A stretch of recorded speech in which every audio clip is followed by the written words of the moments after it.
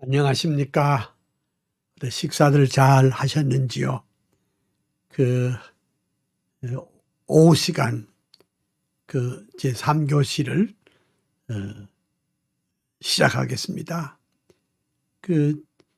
오늘은 제가 2교시와 3교시를 연속해서 여러분과 함께 하게 됐습니다. 근데 어때요?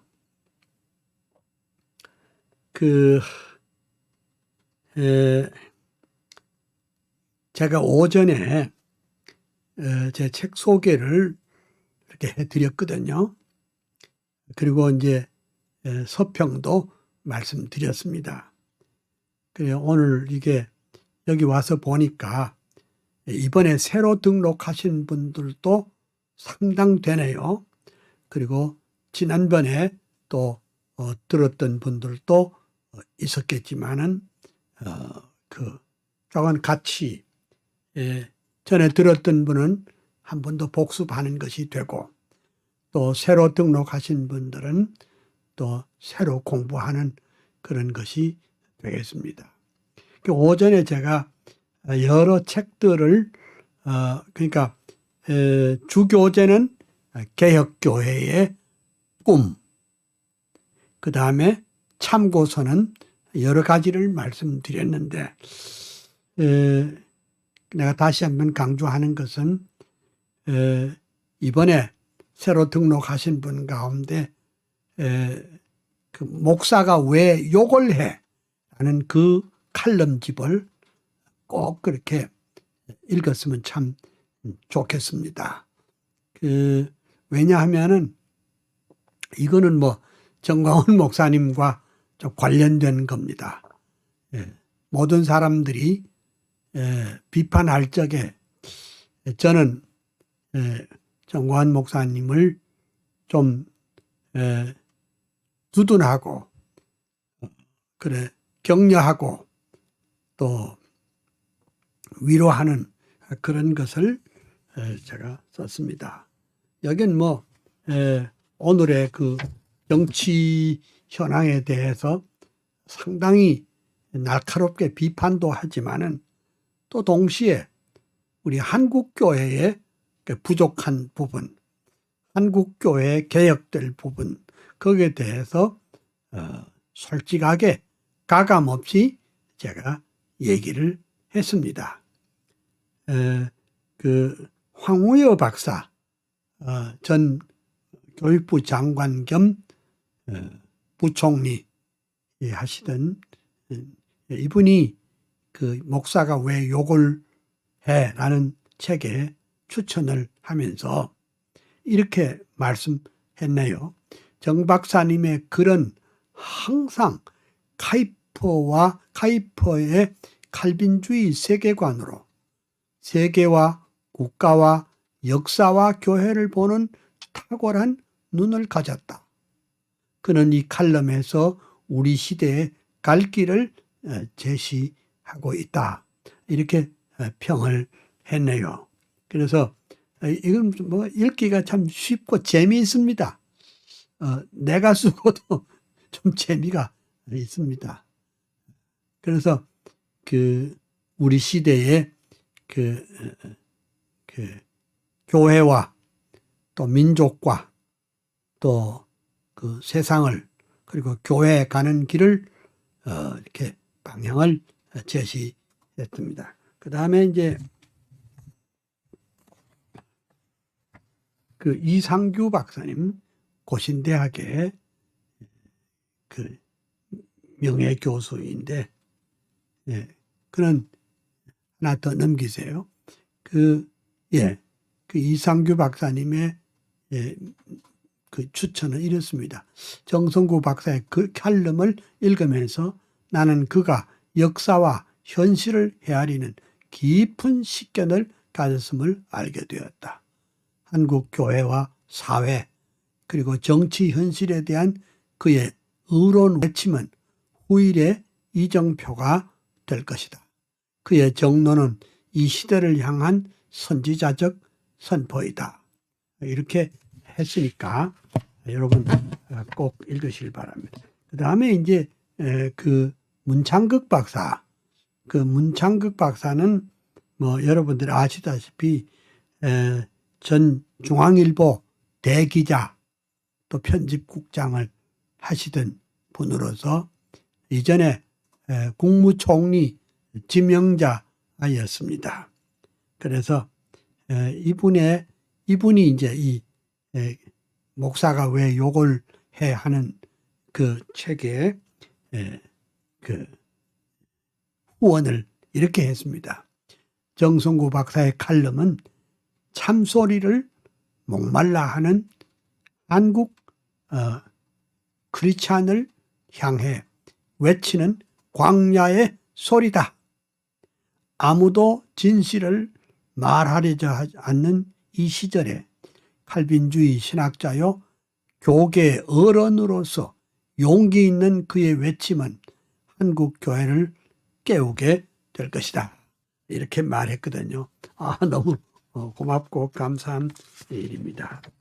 그 다음에 심창섭 박사는 말하기를 정성구 박사의 메시지에는 그의 평생의 삶이 농축되어 있다.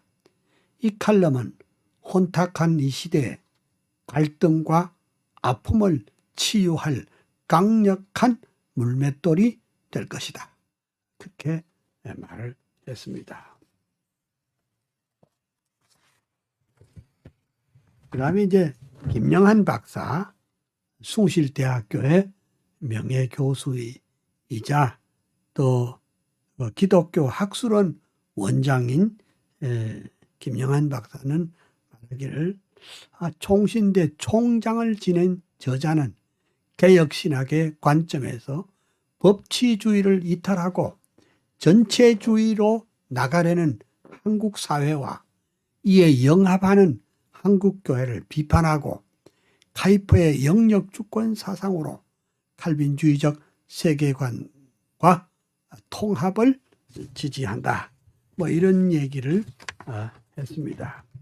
그래서 그 다음 페이지. 그래서 제가 오늘 여러분들에게 말한 개혁교회의 꿈은 주교제이고, 그 다음에 아브라함 카이퍼의 사상과 삶, 그리고 나의 스승 박윤선 박사, 실천신학 개론, 목사가 왜 욕을 해, 이런 책을 참고로 하면서 이제 강의를 해보도록 하겠습니다. 자, 그러면 이제 그 본란에 개혁교회의 꿈 가운데 첫 번째로 제1강을 시작하도록 하겠습니다. 1강의 제목은 하나님께 더 가까이, 이런 주제를 했습니다. 그래서 제가 이제 그 하나님께 더 가까이를 그 주제로 삼은 것은 참 오래됐습니다. 1977년 부산 초량교회에서 전국 목사 장로 기도 있을 때 이것이 그 제목이었습니다. 그리고 성경은 시편 73편 28절을 근거로 해서 하나님께 가까이, 이런 것을 강의를 했는데, 사실 이 40년이 지나고 난 다음에도 역시 이 강의는 우리에게 귀하다, 이렇게 봅니다.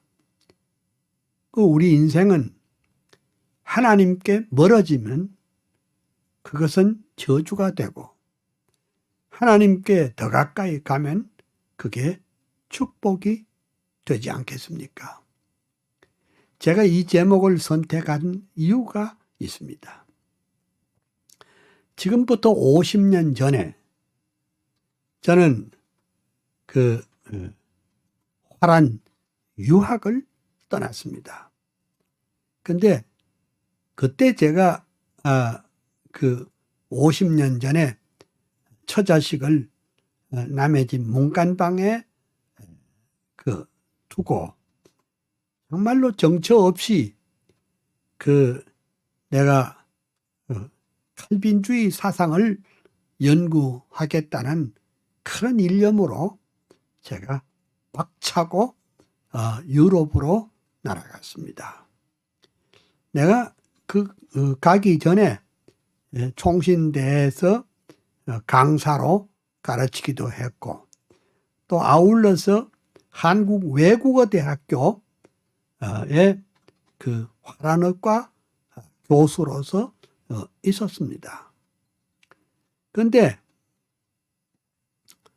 제가 이제 50년 전에 화란 유학을 가서 공항에 도착하니까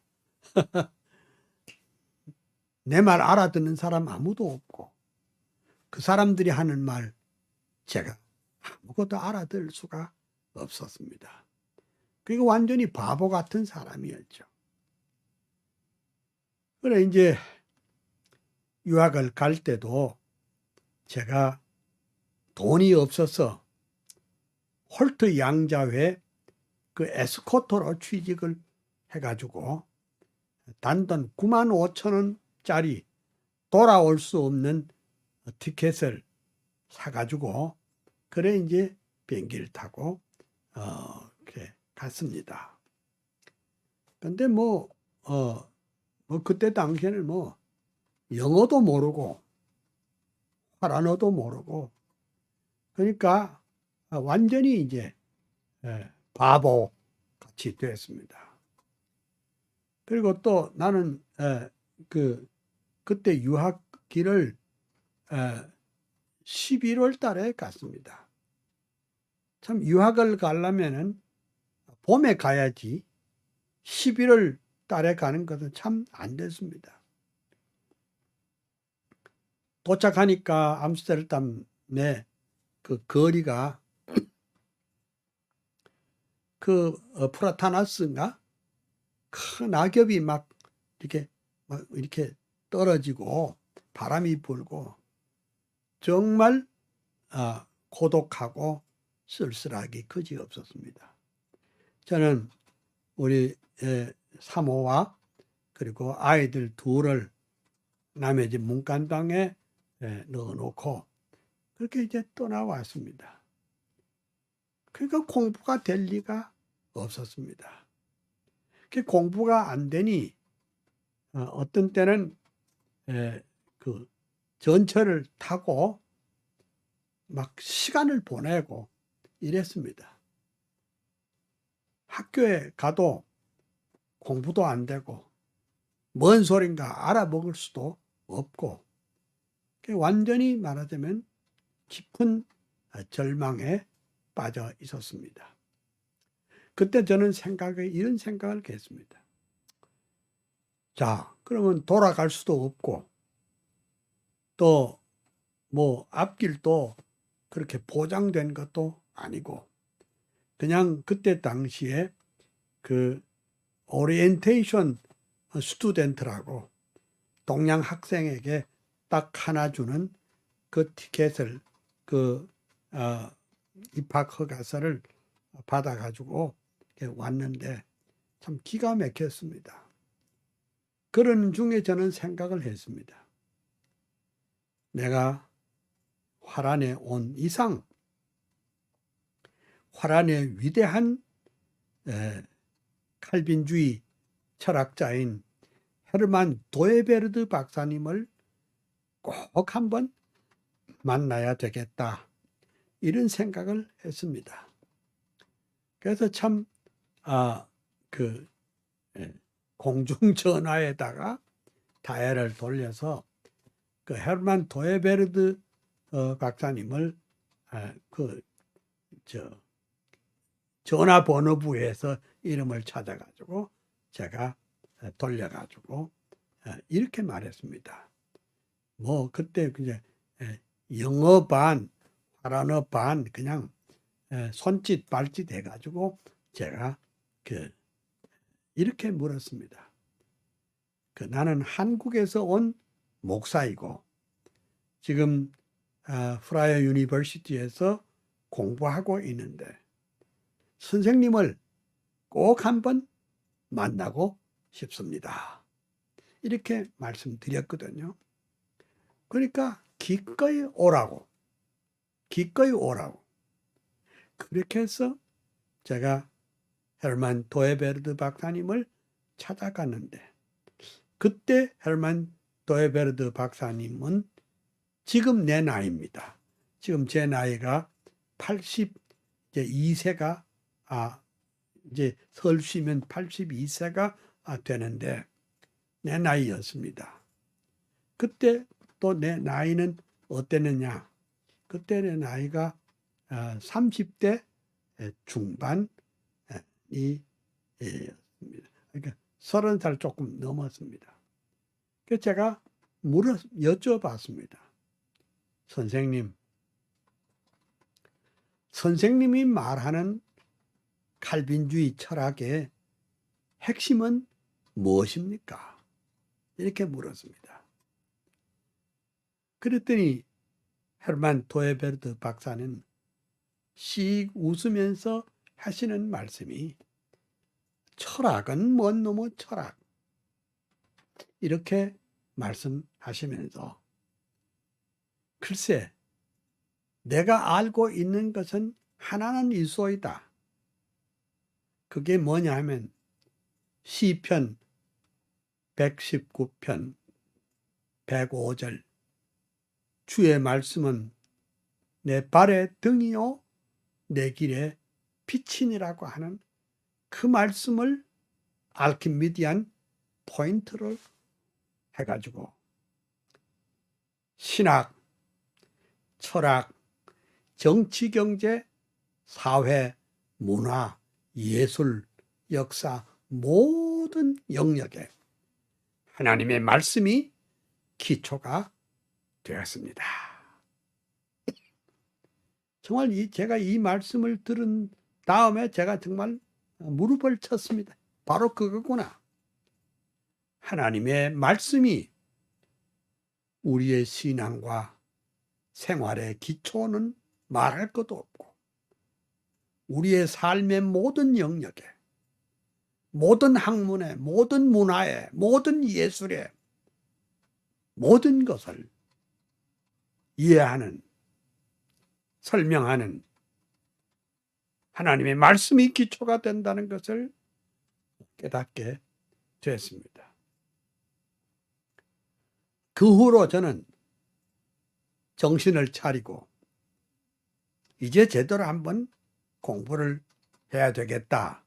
그런 생각을 하면서 이제 도서관에 머물러 있는데 뭐 그때는 그 책을 뭐 읽는 것도 좀 힘들고 할 때인데 그래도 뭐 여기저기 이제 도서관을 이렇게 이제 도서관은 개가식이니까 이렇게 찾아보는데 조그마한 책이 하나 있는데 그 책 제목이 그 화란 말로는 나 베이 헛 더 제인 이런 말이 있습니다.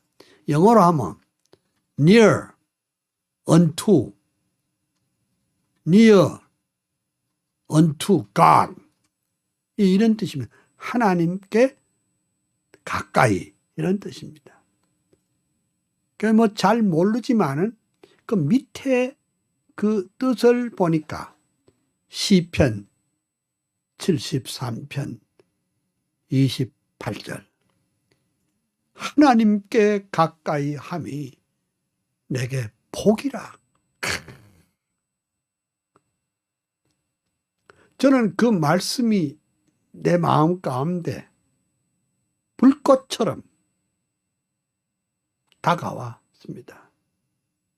그래서 내가 내 마음 가운데 확신하는 것은 옳지. 앞으로 내가 여기서 공부하고 한국에 돌아가면 하나님 중심의 세계관 가지고 하나님의 영광을 위해서 내가 일해야 되겠다. 그렇게 마음 먹고 그런 순간에 기숙사에 돌아와서 3시간 동안 무릎을 꿇고 하나님께 더 가까이라는 이 말씀을 묵상하면서 제가 기도하게 됐습니다. 물론 제가 목사 되기 전에 그런 영적 체험이 없었던 건 아니지만은 그날 받은 시편 73편 28절 말씀은 내게 주시는 하나님의 말씀이다. 아브람 카이퍼에게만 주시는 하나님의 말씀이 아니라 내게 주시는 하나님의 말씀이다. 그래서 이 말씀이 내 마음에 꽂혔습니다. 그때부터 나는 카이퍼의 연구와 카이퍼의 자료 수집에 열을 올리고 정말 힘있게 앞으로 나아가게 됐습니다. 그래 이제 내가 76년에 다시 귀국을 하게 됐는데 그 귀국하던 그 다음 해에 제가 전국 목사 장로 기도회에 그 주강사로 불리움을 받았을 때 저는 이 제목으로 쓸 수밖에 없었습니다.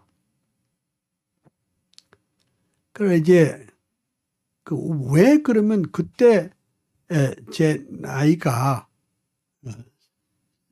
37 정도밖에 되지 않았는데 37이면은 우리 그 교단에서는 완전히 풋내기, 요새는 뭐 전도사급밖에 안 되는 그런 것이었는데 하나님께서 나를 전국 목사 장로 기도회에 말하자면 주강사로 세워줬습니다.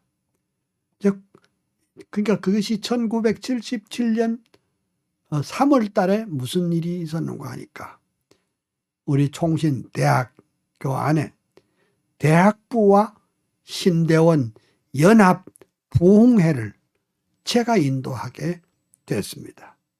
보통 학교에 부흥회라면 목회에 성공한 목사님이 들이나 또 이런 분들이 와서 부흥회를 인도하는데 교수가 부흥회를 인도하게 됐습니다. 그때 저는 3월 15일 날 대학과 신대원 학생들이 모인 자리에서 시편 51편을 가지고 그 다윗의 회개 시를 가지고 제가 강의 설교를 했는데 대학과 신대원 학생들이 꼬꾸라지기 시작했습니다. 큰 영적인 폭발이 일어났습니다. 이것이 교단에 직접 간접으로 전파돼서 제가 1977년 5월 전국 목사장로 기도회에 제가 초청을 받게 됐습니다.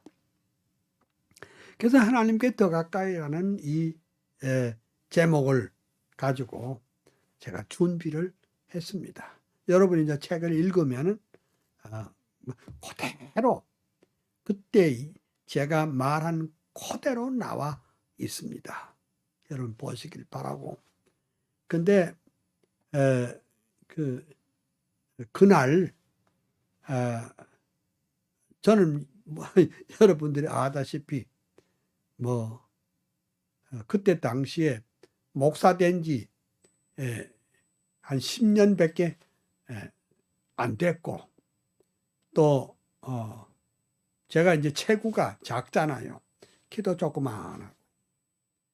그래 이제 강단에 올라섰으니 이 앉아 있는 목사님, 장로님들이 전부 다 지금의 나처럼 다 이렇게 머리가 다 벗어졌고 머리가 하얀 노인네들이 거기에 많이 있었습니다. 저는 한국에 대해서 잘 몰랐습니다. 외국에 나가 있었기 때문에. 그러니까 내 가슴 속에는 이 하나님께 더 가까이 가는 이 신본주의 신앙, 이 개혁주의 신앙을 우리 한국교회에 심어주고 싶은 마음이 가슴에 불이 탔습니다. 그래서 나는 이렇게 옛날에는 그 한강 이남에는 제일 큰 교회가 부산 초량교회입니다. 지금 40년 전에는. 그런데 거기서 모인 그 목사님들, 장로님들을 향해서 제가 하여간 전력을 다해서 힘있게 외쳤습니다. 근데 그것도 뭐 2, 30분이 아니고 거의 1시간 동안 뭐 어찌 보면 설교라고 할 수 있지만은 어찌 보면 강연이라고 할 수 있었습니다. 그걸 아주 뜨겁게 외치니까 와! 말하자면 영적 대각성이 일어났습니다.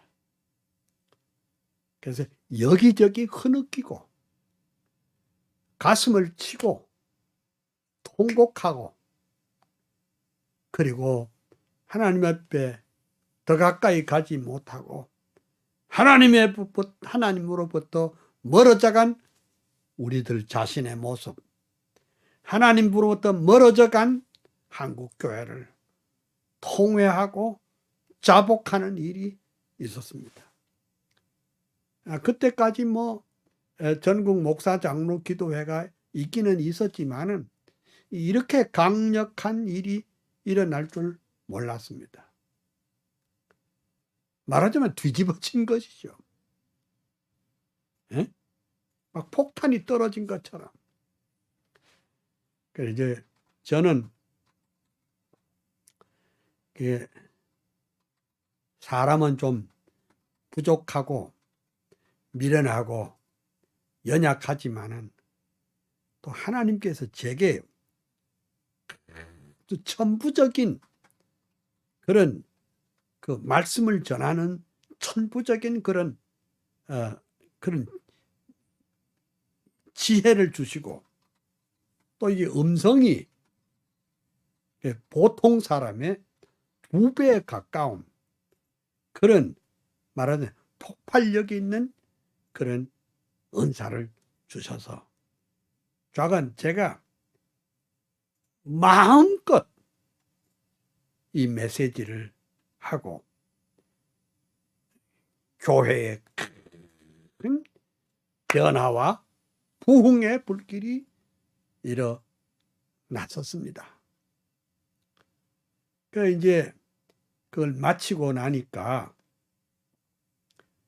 교단의 원로들이 앞으로 나와서 손을 잡고 예를 들면 최훈 목사님, 또 박명수 목사님, 초량교회 최동진 목사님 등등이 강사실로 와서 위로, 격려, 칭찬하면서 그 우리 한국교회 새로운 보배가 나왔다고 이렇게 칭찬을 했었습니다. 이제 이것이 중심이 돼 가지고 제가 우리 교단의 전국 목사 장로 기도회, 교역자 수양회 등등 말하자면 지나간 40년 동안 이 메신저로서 일하게 된 거, 이거 정말 하나님의 은혜요 축복이 아닐 수가 없습니다. 이 사건이 터진 다음에 뭐 전국 각처에서 뭐 초교파적으로 제가 불려 다녔는데, 그리고 뭐 저 외국은 말할 것도 없고 우리 국내외 그 한 것을 따져보면 그건 뭐 집회를 뭐 강연 포함한 그다음에 부흥회를 포함한 해서 자그마치 한 500회 정도 부흥회를 인도한 것 같습니다. 근데 물론 저는 전문 부흥사가 아니고 신학 부흥회입니다. 신학을 그러니까 분명한 성경 해석과 분명한 칼빈주의적인 방향을 설정해서, 그리고 그 복음에 녹아지도록 말씀에 녹아지는 일을 해서 오늘까지 이렇게 된 것입니다. 이거 하나님의 크신 은혜와 축복이로 생각을 합니다. 그래 이제 제가 이 하나님께 더 가까이의 강연 중에 내가 이제 제안이 있습니다. suggestion. 그게 뭐냐니까, 칼빈주의라는 말은 우리가 말하는 대로 흔히 말하는 대로 예정론이다, 무슨 5대 교리다, 그것도 칼빈주의가 맞기는 맞지만은, 그러나 우리가 칼빈주의라는 말을 쓸 때는 포괄적인 사상체계라는 것을 깨웠습니다. 그 당시에 이런 말을 하는 사람이 없었습니다. 지금도 이걸 잘 모르는 사람들이 많은데, 칼빈주의는 굉장히 포괄적인 사상체계다. 이제 칼빈주의를 명사적으로 볼 것이 아니라 형용사적으로 봐야 된다. 이거요, 제가 좀 이렇게 좀 독특한 관점에서 보는데, 이게 뭔 소리냐? 우리가 칼빈주의를 형용사적으로 본다는 뜻이 뭔 뜻이냐?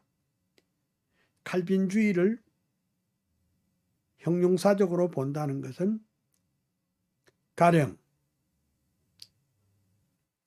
칼빈주의적인 신학이라고 말할 때, 그 신학이라고 다 좋은 게 아니라고. 신학에는 자유주의 신학이 있고 여러 가지 세속적인 신학이 많이 있는데, 신학이라고 다 좋은 게 아닙니다. 또 신학이라고 해서 다 우리를 생명의 길로 인도하는 것도 물론 아닙니다. 그러면 칼빈주의적 신학이란 게 뭐냐? 그건 이런 겁니다. 칼빈주의적 신학이라고 하는 성경을 하나님의 말씀으로 믿는 그런 신앙 사상입니다. 그리고 하나님의 영광과 주권을 최우선으로 하는 그런 사상 체계입니다. 그렇게 칼빈주의적 신학이라고 할 때 바로 그것을 말합니다. 그러니까 하나님의 말씀은 1.1획이라도 변할 수 없는 하나님의 영감된 말씀으로 확실히 붙잡는 그런 것이, 그리고 하나님 중심의 세계관으로 볼 줄 아는 그런 것이 칼빈주의적 신학이라고 볼 수 있습니다.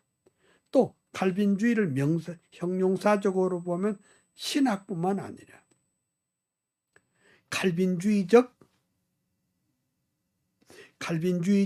신앙.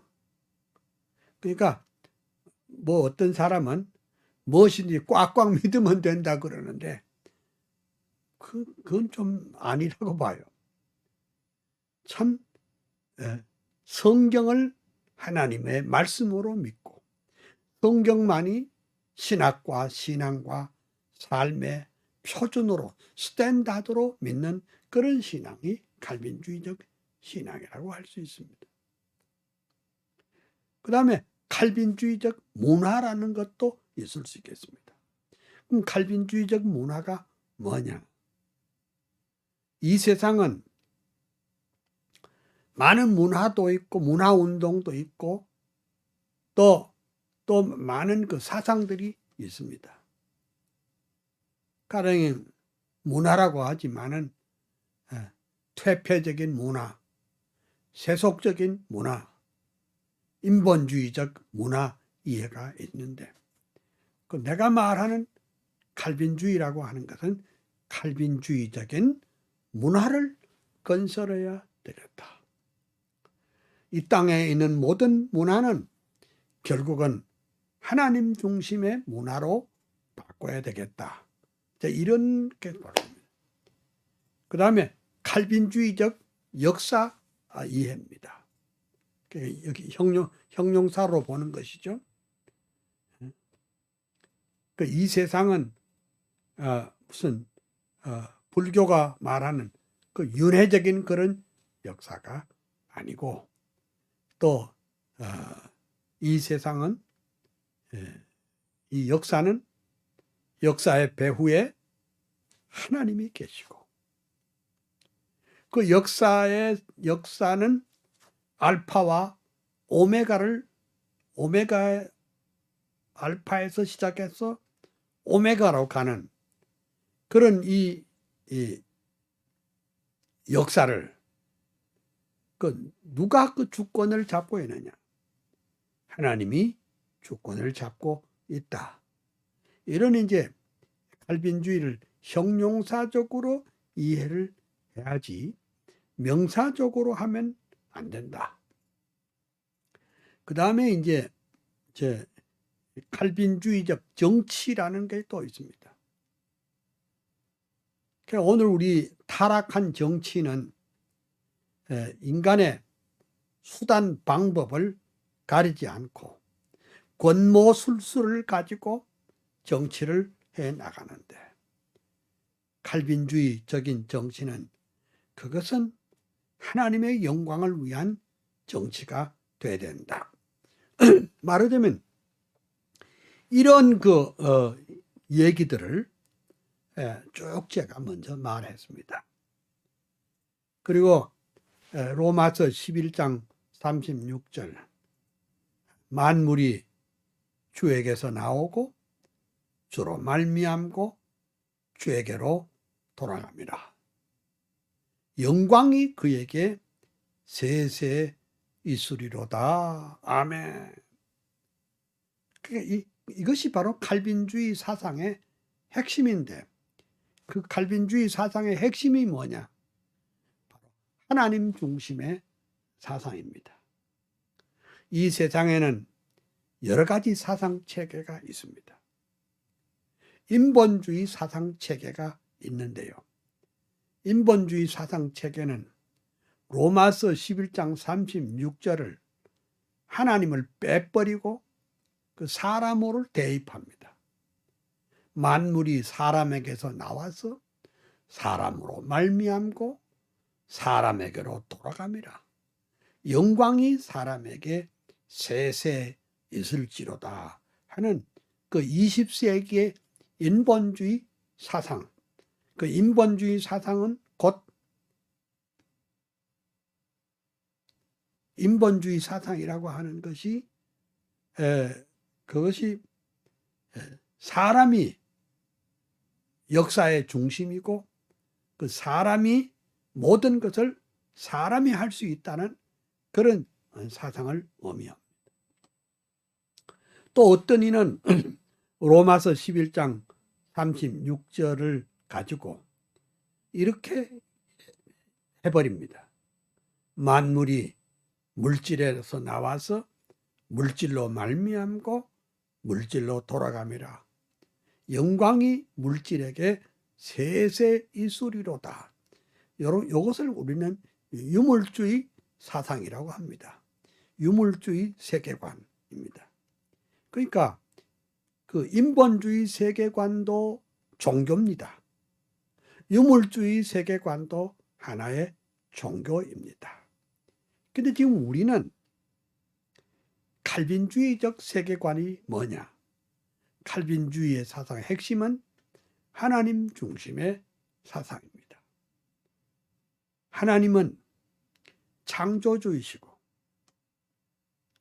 타락한 인생을 구속하시기 위해서 중보자 예수 그리스도를 세상에 보내시고, 그리고 영접하는 자, 곧 그 이름을 믿는 자들에게는 하나님의 자녀가 되는 권세를 주신 것을 확실히 믿습니다.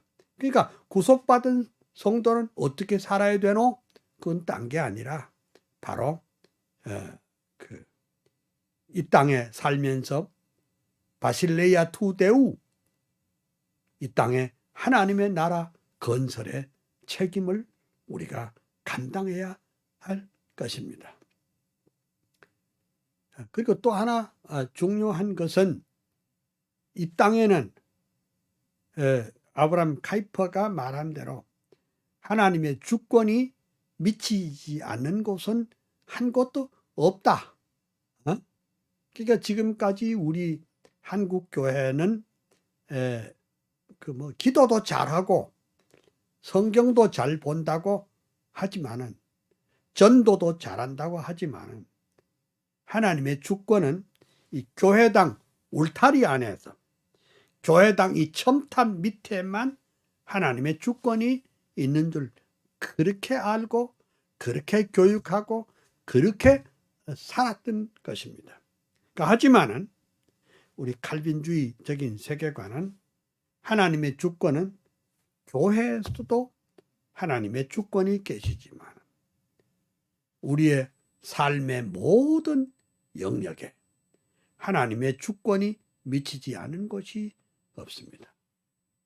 학교에도, 교육의 현장에도, 그러니까 학교의 주인이 교장 선생님이 아니고 이사장이 아니고 하나님이 학교의 주인이다.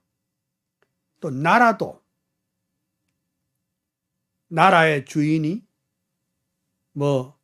우리가 흔히 말하는 주권제민이라, 나라의 주권이 민중에 있다. 그 민중에 있다고. 또 어떤 사람은 지금 독재자가 들이 나와가지고 자기 마음대로 권력을 휘두르는 이런 그 나라들이 많잖아요. 또 한국도 그렇고요. 독재자가 있었습니다. 그렇지만은 하나님의 주권은, 정치에도 하나님의 주권이 거기에 있다. 시편에 있는 대로 이러한 백성은 복이 있나니 하나님을 자기 하나님으로 삼는 자는 복이 있나니라, 이렇게 했습니다. 그리고 하나님의 주권은 예술 세계에도 하나님의 주권이 있습니다. 여러분, 예술은 절대 중립이 아닙니다. 그 예술하는 사람의 마음 가운데 하나님이 주인인 사람은 하나님의 주권을 높일 것이고, 물질이 주인인 사람은 그 물질을 높일 것이고, 인간이 주인인 사람은 인간을 높일 것입니다. 이 세상의 모든 영역에 중립은 없습니다. 예를 들면 우리가 언론이다. 언론이 중립이 아닙니다. 다 말하자면 자기 생각들이, 세계관이 거기에 나오도록 되어 있습니다. 학문, 여러분, 학문도 사실은 중립이 아닙니다. 그 학문을 가진 사람의 세계관이 하나님 중심의 사상을 가지고 있느냐, 아니면 인간 중심의 사상을 가지고 있느냐, 아니면 유물주의 세계관을 가지고 있느냐에 따라서 달라지게 되는 것입니다. 그러므로 이제 제가 하나님께 더 가까이라는 이 타이틀을 가지고 목사님들과 장로님들과 평신도들에게 도전하는 것은 우리가 가진 그 듀얼리스틱 아이디어, 이원론적인 세계관, 즉 하나님의 주권은 교회당 울타리에만 있다는 이런 생각에서 어서 벗어나서 하나님의 주권은 이 세상에 미치지 않은 것이 하나도 없다는 것을 확실히 알고 우리의 삶 전체를 하나님의 영광을 위해서 우리가 힘있게 일해야 할 것입니다. 이런 것을 아브라함 카이퍼는 소위 영역 주권이라 그렇게 말했습니다. 그 영역 주권이란 말이 또 뭔 소리냐? 좀 이 영역 주권이란 말을 그 화란 말로는 끄링이라고 말합니다. 끄링이란 말이 뭔 소리냐? 원이란 것만, 원, 둥근 원을 말합니다. 그러니까 원은 반드시 중심이 있습니다. 그러니까 큰 원이든지 작은 원이든지 반드시 거기에 중심이 있는데 그 중심에 그러니까 원이 하나란 말은 중심이 하나란 말이에요. 원이 셋이란 말은 중심이 셋 있다는 것입니다. 그러므로 그 중심이 누구이냐, 뭐냐? 그 중심은 바로 하나님이시다. 이런 세계관을 가져야 된다. 이렇게 말씀드릴 수가 있습니다. 그 다음 페이지 넘겨서 그래서 그 골로새 2장 그 10절, 1절에 보면 10절입니다. 10절입니다. 1절이 아니고 그는 모든 정사와 권세의 머리시라. 그는 모든 정사와 권세의 머리라. 이렇게 말했습니다. 그러니까 왜 그러냐?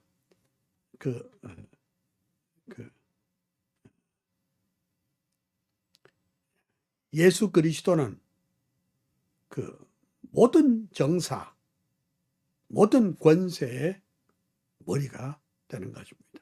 이 말은 우리가 흔히 교회론적으로 말하면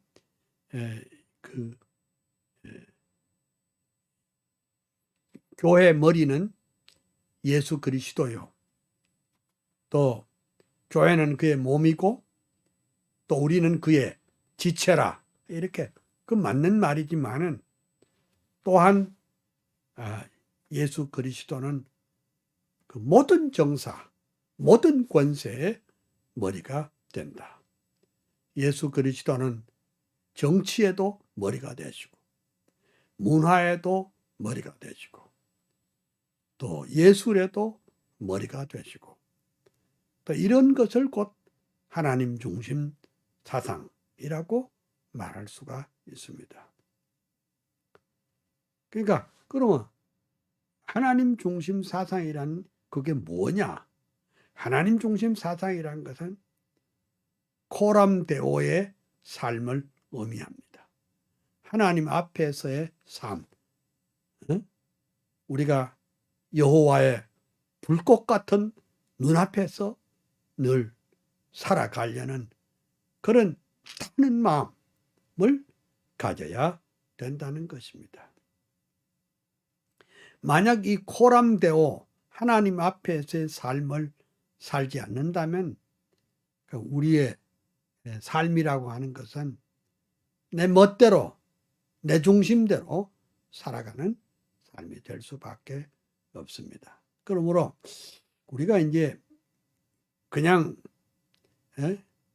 예수 믿고 또 주일 교회 출석하는 거 그거 뭐 가장 중요하지만은 그러나 더 중요한 것은 그가 가진 세계관이 뭐냐, 그 중심이 뭐냐, 어떤 태도를 갖고 있느냐, 그거 참 중요하다.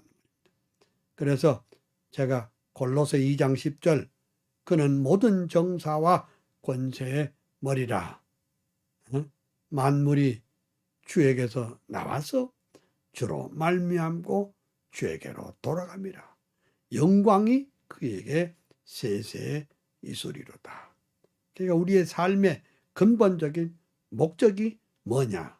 그건 딴 게 아니고 하나님의 영광이 우리의 최종적인 목표라, 이렇게 할 수가 있습니다. 그러니까 칼빈주의적인 신앙을 가진 사람하고 예수를 믿기는 믿어도 그 교회 생활을 하기는 해도 칼빈주의적인 세계관을 갖지 않은 사람의 삶은 다르다. 이것을 여러분들에게 말씀드리고 싶습니다.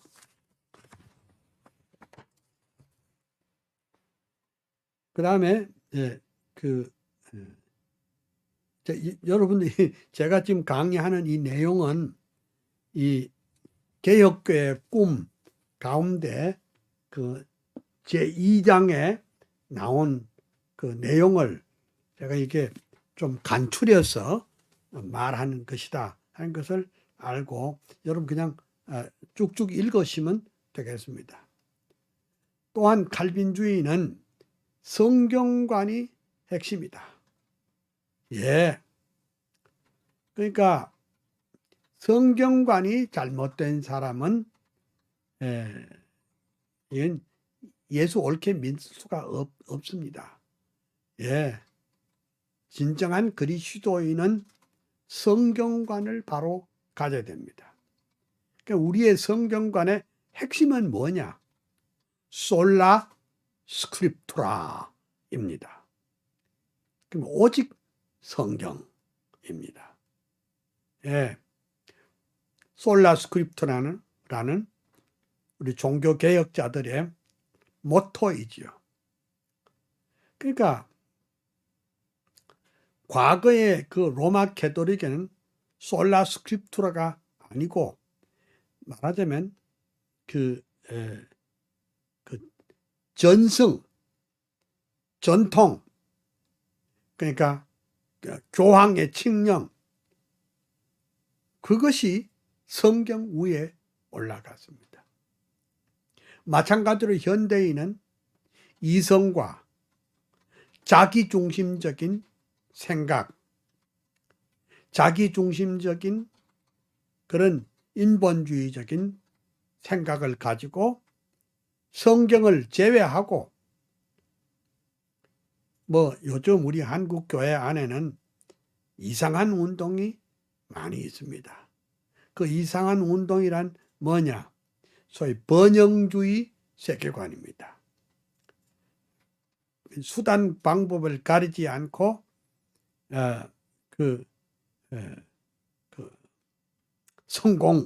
성공하면 된다.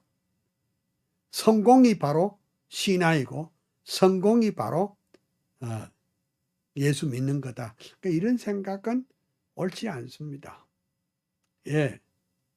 그리고 어떤 사람은 그 프로이드적인 그러니까 프로이드의 심리학을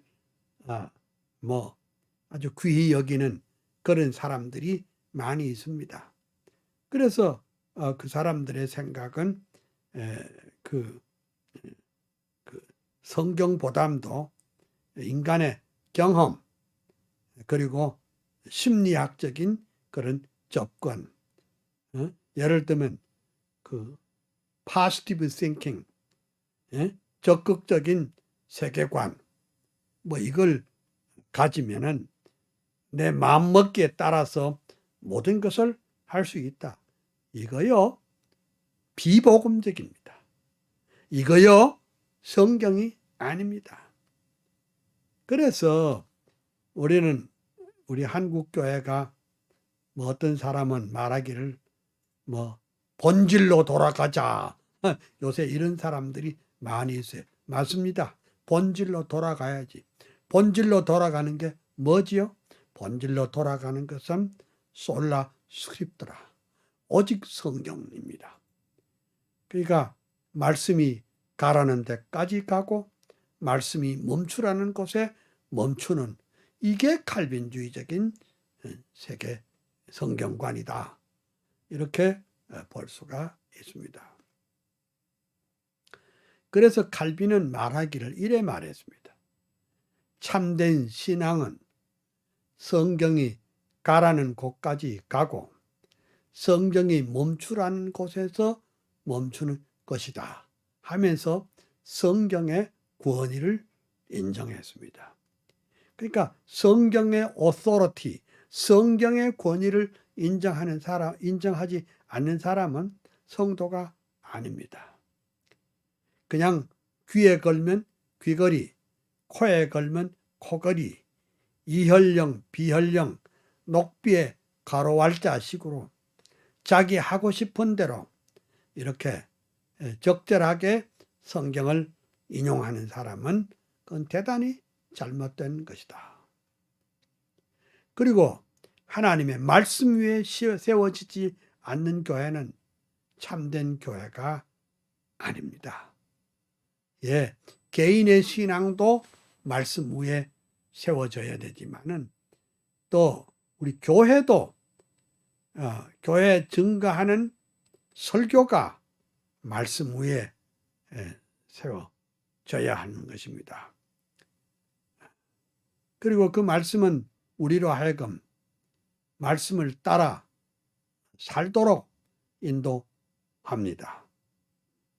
아까 제가 말씀드린 대로 시편 119편 105절 주의 말씀은 내 발의 등이요 내 길의 빛이니이다 라고 말씀한 것을 우리가 다시 기억하시면 됩니다. 지금 우리 한국교회는 솔직히 말해서 오염되어 있습니다. 하나님의 말씀을 제대로 가르치지 아니하고 인간은 내 하기 여하에 따라 내 하는 하기에 따라서 복도 받고 저주도 받는다. 그러면서 그 인간의 그 공로를 자꾸 세우고 그 역동적인 긍정적인 그런 세계관이 자기 앞날을 인도한다. 그래서 이 땅에 복 받고 살아다. 근데 그런 식으로 얘기를 함으로써 성경을 하나님의 말씀으로 바로 깨닫는 일을 제대로 안 가르치는 것이 참 섭섭합니다. 저는 대단히 섭섭하게 생각합니다. 그러면 교회 개혁은 어떻게 할 것인가?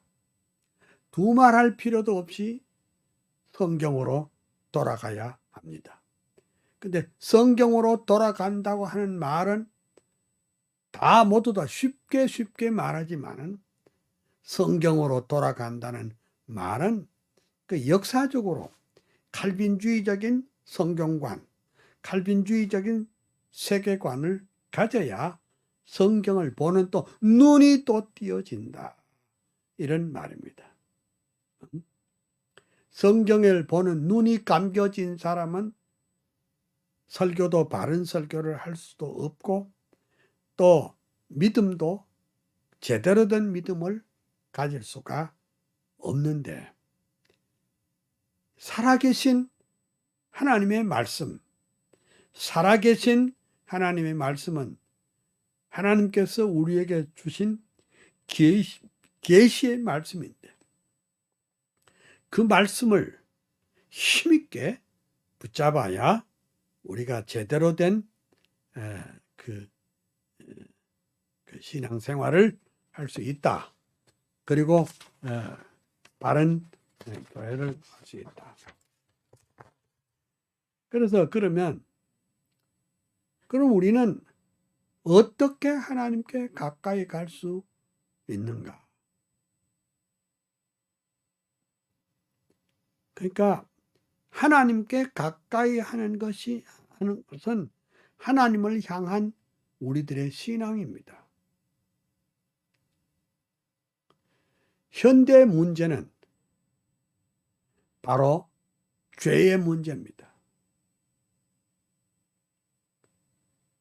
그 잘못된 신학과 신앙 운동은 죄악의 문제를 진실하게 다루지 않습니다. 그러니까 낙관주의 사상에서 나왔는데 그 옵티미즘, 그 현대인들은 목사가 죄에 대한 문제를 취급하지 않았으면 합니다. 그러니까 목사님들 그렇습니다. 인간의 죄 문제, 인간의 죄가 제일 큰 죄가 뭔 줄 압니까? 하나님께 멀어진 것이 가장 큰 죄악입니다. 그러니까 현대신학은 인간의 죄악의 문제를 취급을 하지 않고 오늘의 우리 한국교회 목사님들의 강단은 죄를 지적하는 일이 사라졌습니다. 그럼 뭐가 있느냐? 그냥 이 세상에서 복 받고 잘 살아라. 응? 복 받고 잘 살려면 어찌하면 좋으냐? 복 받고 잘 살려면은 긍정적인 사고방식을 가져야 된다. 긍정적이고 적극적인 사고방식을 가져야 된다. 이따위 설교를 하고 있어요. 그건 복음이 아니에요. 엉터리란 말이에요. 그러니까 엉터리 설교를 하니까, 그러니까 죄 문제를 지적하고 난 다음에 인간은 자기 힘으로는 할 수 없으니 하나님의 거저 주시는 은혜와 은총이 필요하다는 것을 대안으로 제시해야 하나님 앞에 눈물 뿌리며 돌아오지, 죄 문제를 싹 빼버리고 그냥 그런 그 낙관주의 사상을 가르치는 것은 이거는 복음이 아니라 말이죠. 그러니까 복음이 아닌 것을 먹이는 것은 이것은 양들에게 독초를 먹이는 것과 진배 없다 할 것입니다. 여러분, 아니 그냥 예수 믿으면 되지 뭘 칼빈주의적으로 믿어야 되느냐, 이런 사람들이 있을 수 있겠습니다. 그냥 교회 잘 헌신하고 봉사하고 그리고 또 이렇게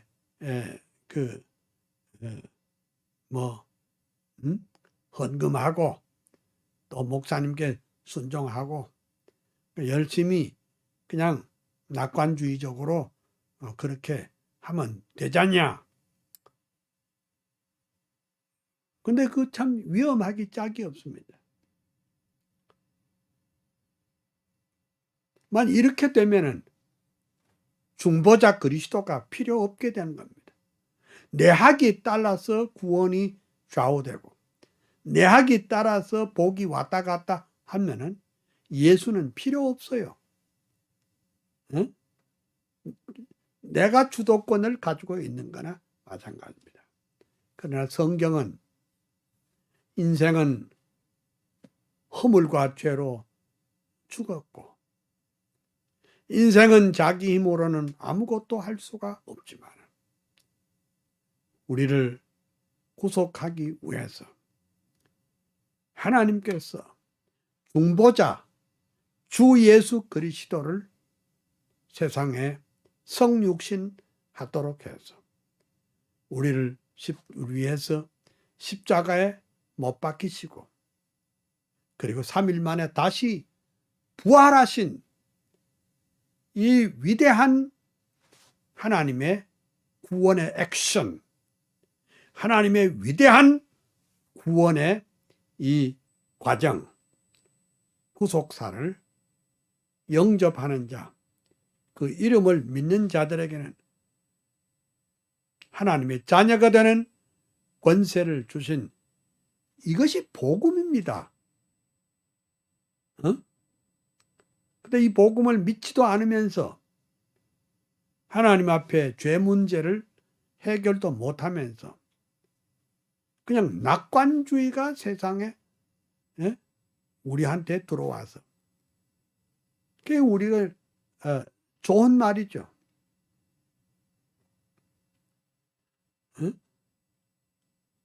그래, 꽃감처럼 달콤한 것은 먹기가 좋겠죠. 인생은 나름대로 자기 하기에 딸렸다는 거, 그리고 긍정적인 세계관으로 복받고 잘 살아라, 이게 무슨 설교냐 말이야. 그러니까 목사라고 다 목사도 아니고, 장로라고 다 장로도 아니고, 성도라고 다 성도가 아니고, 권사라고도 다 권사가 아니라, 정말 날마다 near unto God, 하나님께 가까이 가는 그런 신앙의 용장이 되기를 소원합니다. 오늘 이게 다 끝을 맺으려고 그러는데, 요 다음 주간에 다시 또 한번 하고 또 파트 2 이 장으로 넘어가겠습니다. 여러분들 정말 오늘 너무 감사합니다. 예, 감사합니다. 그러니까 우리 한국교회가 개혁돼야 됩니다. 화란 말로는 개혁교회는 헤르포름드 교회라고 그랬고, 재개혁교회는 흐르프 미어르드 깨르크라고 했습니다. 다시 한번 재개혁, 한국교회는 다시 한번 개혁할 때가 된 줄로 믿습니다. 여러분, 제 강의에 들어온 여러분들은 제가 이제 뭐 얼마나 할지 모르겠습니다. 1월 말까지 강의를 한다고 들었는데, 책을 확실하게 읽고 좀 뒤집어져야 돼.